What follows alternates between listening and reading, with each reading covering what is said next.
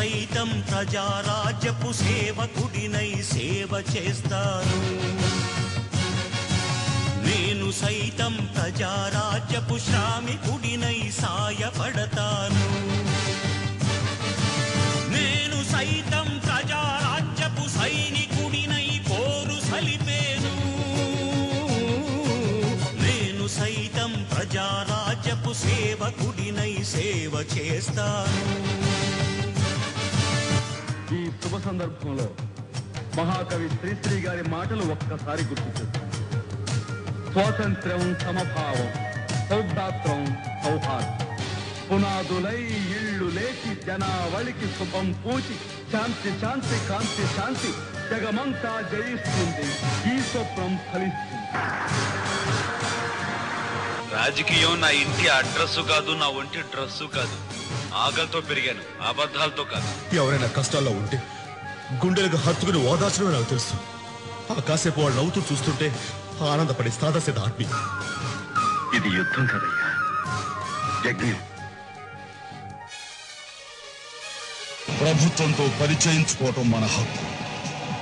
ఆ హక్కును లంచంతో కొనొద్దు. నీడ కోరిన పేదవాడికి గూడునే చూపించగా, తోడు కోరు అనాథ వాళ్ళకి అండనే అందించగా, నీరు కోరిన మూగనేలకి ఏరునే పంపించగా, తారలంటిన ధరల మంటల వేడినే చల్లార్చగా, దశాబ్దాలుగా వెలుగు చూడని దీన ప్రాణుల కళ్ళలో వెయ్యి సూర్యుల కాంతితో చిరునవ్వులే వెలిగించగా. నాయకుడెప్పుడు కులంలోంచి పుట్టడు, జాతిలోంచి పుడతాడు. ఈ కండవాళ్ళు పెట్టిన తిండితో బలపడింది. ఈ గుండెవాళ్ళు పడే బాధలతో బండబారింది. నేనేదైనా నమ్మితేనే చేతలో చేస్తాను, చేతలో చేసాక మాటలో చెబుతాను, మాట చెప్పాక ఆ మాట కోసం నిలబడ. ఒక్కసారి విశ్వకవి రవీంద్రనాథ్ ఠాగూర్ మాటలు గుర్తు చేసుకోండి.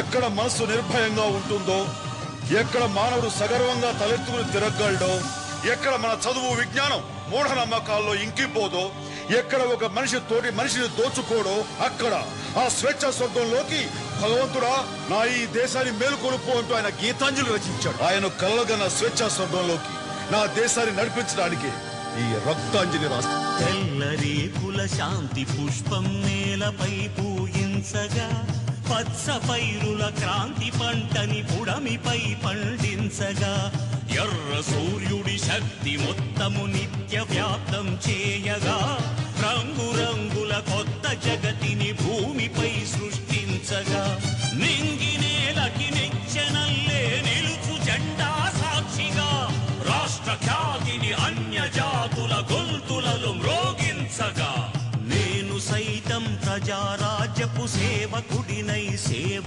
చేస్తాను. నేను సైతం ప్రజారాజ్యపు శ్రామికుడినై సాయపడతాను. నేను సైతం ప్రజారాజ్యపు సైనికుడినై పోరు సలిపేను. నేను సైతం ప్రజారాజ్యపు సేవకుడినై సేవ చేస్తాను.